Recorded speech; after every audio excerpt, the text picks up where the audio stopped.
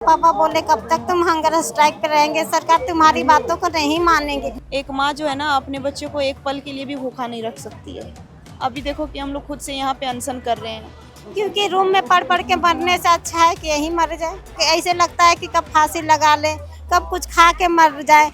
माननीय हेमंत सोरेन जी का आवास है, चाहेंगे तो 5 मिनट में आ सकते हैं वो। एक सवाल माननीय मुख्यमंत्री जी से भी है कि आप भी तो हमारे गार्जियन की तरह हैं, हम भी तो आपके बच्चे हैं। अपने मांगों के मानते मानते हम इस दुनिया से चले जाएं। मर भी जाएंगे ना तो भी यही सरकार हम लोग को कोई जवाबदेही तय नहीं करेगा। तो हम खुद के बदौलत नहीं सक्सेसफुल हैं और गवर्नमेंट की वजह से, आयोग की वजह से। लगभग 12वां दिन झारखंड में स्थिति अभी भी बदतर है और वो स्थिति मैं जिसकी बात कर रही हूँ वो बदतर स्थिति यहाँ छात्रों की है। छात्र इतने मजबूर हो गए हैं कि अब उनको हंगर स्ट्राइक पे उतरना पड़ा है। अभी तक तो ये खबरें आ रही थी कि जेएलकेएम के जो नेता हैं, जो देवेंद्र नाथ महतो है, वो हंगर स्ट्राइक पे हैं। पर अब आज ये जो 4 छात्र हैं, आप देखेंगे ये आज हंगर स्ट्राइक पे हैं। और किस लिए? हमेशा से बस वही मांग कि हमको सड़कों पर ना उतरना पड़े, कि एग्ज़ाम अच्छे से करा दीजिए फेयर तरीके से। आज स्थिति ऐसी है कि ये लोग मजबूर हो गए हैं इस तरीके से अपनी बात मनवाने को कि सरकार कैसे तो इनकी बात सुने। और आज भी ये लोग यहाँ डटे हुए हैं। भैया, मैं अभी देख रही थी, आप बात कर रहे थे, आप रो रहे थे। मैं शुरुआत उसी से करना चाहूँगी, इतने भावुक क्यों हो? मैम, घर वालों का प्रेशर ऐसा रहता है कि क्या ही बताया। हम लोग आज रांची में आज हम 5 साल से रह रहे हैं। 7 से 8 महीने हो जाते मैम घर गए हुए हैं। घर जाते हैं तो घर वाले मम्मी पापा तो पूछते ही हैं कि आखिर कब ऐसा आएगा, कौन सा दिन होगा जब तुम्हारा जॉब होगा। और आस पड़ोस के जो भी लोग रहते हैं उन लोग भी ऐसे पूछते हैं। तो हमेशा प्रेशर रहता है। हमको भी ऐसा लगता है कि हम में से कौन सा तो कमी है जो आज तक हम एग्ज़ाम क्वालिफाई नहीं कर पा रहे हैं। बट मेरे में कोई कमी नहीं है, यहाँ सरकार में कमी है। यहाँ पे सरकार की कमी है कि इतनी बड़ी एग्जाम में धांधली हुई, फिर भी सरकार अपने कान में तेल डाल कर चुप सुनी हुई है। अब तक उनको तो समझना चाहिए था कि जो छात्र मांग कर रहे हैं, हम लोग जो मांग कर रहे हैं, ये कोई गैर कानूनी नहीं है। हम लोग संविधान तरीके से मांग कर रहे हैं और जो मांग है हम लोग का लीगल है, लीगल नहीं है। क्योंकि हम लोग खुद एग्ज़ाम दिए हैं, हम लोग कोई पॉलिटिकल पार्टी से हम लोग नहीं जुड़े हुए हैं। इसलिए सरकार से हम लोग को उम्मीद है वो आएंगे, हम लोग की बात को सुनेंगे। कल मीडिया में सरकार माननीय हेमंत सोरेन जी बाइट दिए थे कि हम स्टूडेंट के दुख दर्द के हम अपने स्टूडेंट के छात्रों का दुख देख रहे हैं, समझ रहे हैं, सुन रहे हैं। तो हम उन्हीं हेमंत सोरेन से बोलना चाहते हैं, माननीय हेमंत सोरेन से, कि आप सर देख रहे हैं, जब समझ रहे हैं तो सर आप लेट क्यों कर रहे हैं? आपके बगल में तो माननीय हेमंत सोरेन जी का आवास है, मुश्किल से 2 किलोमीटर होगा मैम। चाहेंगे तो 5 मिनट में आ सकते हैं वो, आकर समझ सकते हैं, सुन सकते हैं हम लोग का आखिर हम लोग का मांग क्या है। उन्हीं के सरकार के ही द्वारा सीआईडी टीम गठित की गई थी, जो आज आप लोग मीडिया तमाम मीडिया पे चल रहा है। टीडीपीएल एक एजेंसी है, उनकी टीडीपीएल एजेंसी के मार्केटिंग मैनेजर है अभय तिवारी, जो खुद 12 एग्जाम क्वालिफाई किए हैं। सोच सकती है, जो एग्जाम कंडक्टर होने का हैंडल पूरा हैंडल पर उनके अंडर में है और खुद वो 12 एग्जाम क्वालिफाई करते हैं। और खुद वही नहीं, वो अपने सारे घर के बहुत सारे ऐसे फैमिली मेम्बर हैं, रिलेटिव वाले हैं, जो को एग्जाम में क्वालिफाई करवाते हैं। तो मैम, इतनी बड़ी धांधली को हम लोग कैसे बर्दाश्त कर सकते हैं? एक बात बताइए, अभी आप लोग हंगर स्ट्राइक पे हैं, कल रात से हैं, मैंने सुना कि आप रात से ही बैठे हैं। क्या लगता है कि इतने टाइम से सरकार नहीं सुनी, क्या अब ये ऐसा एक स्टेप था जो मजबूरन उठाना पड़ा, कि क्या पता अब सरकार? जी, आपको सुनेगी। सरकार को हम लोग ही बनाया, सरकार से उम्मीद भी है कि सरकार आएंगी, हम लोग की बात सुनेगी। क्योंकि सरकार इतना निर्दयी नहीं हो सकती है। हेमंत सोरेन इतने भी बुरे नहीं है, वो आएंगे जरूर, आज नहीं तो कल आएंगे। अगर वो नहीं भी आते हैं तो हम लोग आज जैसे भूख हड़ताल पे हैं, हम लोग यहीं से भूख हड़ताल पे अपना प्राण त्याग देंगे, लेकिन यहाँ से हिटेंगे नहीं। क्योंकि हम लोग 7 साल तक तैयारी कर रहे हैं, ऐसे भी हम लोग बहुत दुख दर्द झेलते हैं। तो इससे अच्छा है कि अपने मांगों के मानते मानते हम इस दुनिया से चले जाएं। परिवार वाले के लिए तो ये फेयर नहीं होगा। वो तो है, पर और तो जेल ही रहे हैं। तो मैम, ये दिन देखने के लिए किनको किनको हम झेलने दें? अपने घर के सारे फैमिली मेम्बर झेलते हैं। एक सिर्फ मेरा बड़े भाई हैं, वो जॉब करते हैं, वही सारे घर का मैनेज करते हैं और मुझे ये पैसा देते हैं। बट मैम, उनसे पैसा हमको मांगने भी शर्म आता है। आज जितना मैं 28 से 30 साल का मैं हो गया, अभी तक मैं बेरोजगार हूँ। मैम, किस मुंह से उन लोग से मैं पैसा मांगूं कि मैं पढ़ाई कर रहा हूँ अभी। हर किसी माँ बाप मतलब माता पिता का सपना होता है कि मेरा बच्चा जल्द से जल्द सक्सेस हो, बट अभी तक हम लोग अनसक्सेसफुल हैं। और हम लोग हम खुद के बदौलत नहीं अनसक्सेसफुल हैं, और गवर्नमेंट की वजह से, आयोग की वजह से, कुछ ऐसे ऐसे एजेंसी हैं उन लोग की वजह से हम लोग अनसक्सेसफुल हैं, वरना आज हम लोग भी सक्सेसफुल होते हैं। नहीं भैया, आप आज आप लोग हैं, एक उम्मीद ये भी है, आपको लगता है कि जंतर मंतर पे जैसे छात्र बैठ गए थे, अब आपको लगता है कि कहीं ना कहीं जैसे उन्होंने जो बात रखी वो पूरी हुई। आज अगर स्थिति में चाहे मजबूरी सही, लेकिन सरकार मजबूर होकर भी अब सुन लेगी, और अगर ऐसा नहीं होता है कब तक बैठे रहेंगे फिर आप ऐसे ही होंगे? हम लोग ये अनिश्चितकालीन है मैम, अगर सरकार नहीं सुनती है तो हम लोग अनिश्चितकालीन तक रहेंगे। जब तक सरकार मांग नहीं मानते हैं तब तक हम लोग ऐसे ही रहेंगे। ये अनिश्चितकालीन धरना है, ये अनिश्चितकालीन भूख हड़ताल है। ये क्या नाम है आपका? रुपेश कुमार पाल। आप कहाँ से हैं झारखंड में? झारखंड में गढ़वा जिला से हूँ। और आप जब से ये शुरू हुआ है तब से यहाँ पे ही हैं? जी। सिर्फ एक ही छात्र नहीं है, ये हमारे देश का दुर्भाग्य है। मैं सिर्फ झारखंड की बात नहीं करूँगी, ये हमारे देश का दुर्भाग्य है कि हमारे देश में अपनी चीज़ों के लिए, बेसिक चीज़ों के लिए भी जो लोग हैं, छात्र हैं, उनको इस तरीके से ये सब चीज़ें करनी पड़ती है, क्योंकि शायद सरकार को तब तक फ़र्क नहीं पड़ता। एक कहावत है कि जब तक मौत एक से ज़्यादा ना हो, कोई फ़र्क नहीं पड़ेगा कि वो मौत क्यों हुई। और आज ये लोग हंगर स्ट्राइक पे एक साथ हैं। मैं आपको भी देख रही हूँ पूरे इस दौरान में, जब से आंदोलन चल रहा है। आज आप भी यूँ भूख हड़ताल पे उतर गई हैं। जी, हमारे पास बस एकमात्र रास्ता यही बचा था। हम लोगों ने हर चीज़ें करके देख ली, कितना कुछ किया हम लोगों ने। संविधान मार्च निकाला, कैंडल मार्च निकाला, मसाल जुलूस निकाला, हर चीज़ें करके हम लोगों ने अपनी बातों को प्रमुखता से सरकार के पास पहुंचाने की कोशिश की। इवन देन वो हमारी बातों को अनसुनी कर रही है। तो हमारे पास एकमात्र रास्ता यही बचा हुआ था, आखिरी हथियार जिसे हम कह सकते हैं, अनशन होता है। तो हम लोग अनशन पे उतर गए हैं। हम लोगों ने यहाँ पे अन्न त्याग दिया है। जब तक से ये सरकार हमारी बातों को नहीं मानती, हमारी मांगें पूरी नहीं करती है, तब तक मैं अन्न ग्रहण नहीं करूँगी, चाहे जो भी हो जाए। मुझे मरना भी पड़े तो मैं मरने के लिए तैयार हूँ।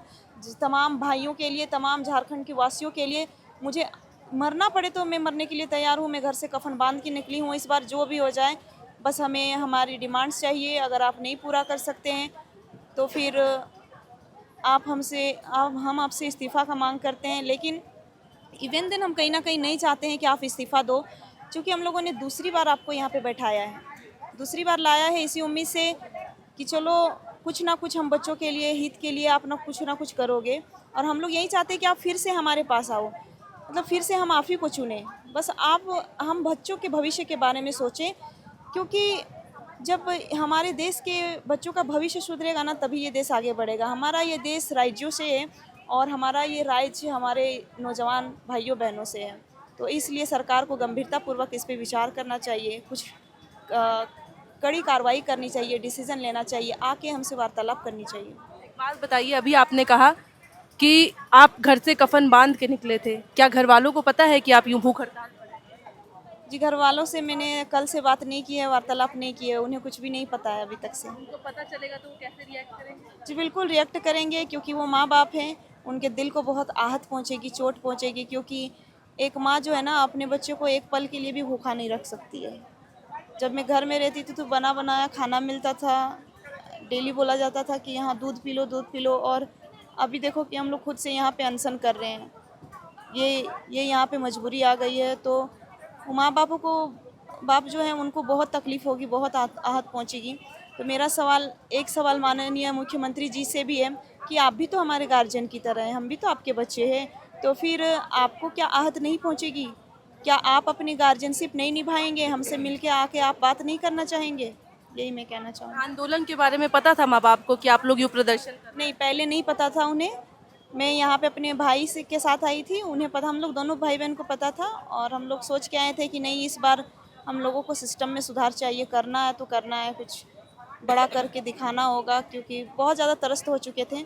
लेकिन यहाँ आने के बाद फिर आप सभी मीडिया बंधु है ही, जिसकी वजह से फिर घर में सबको पता चल गया।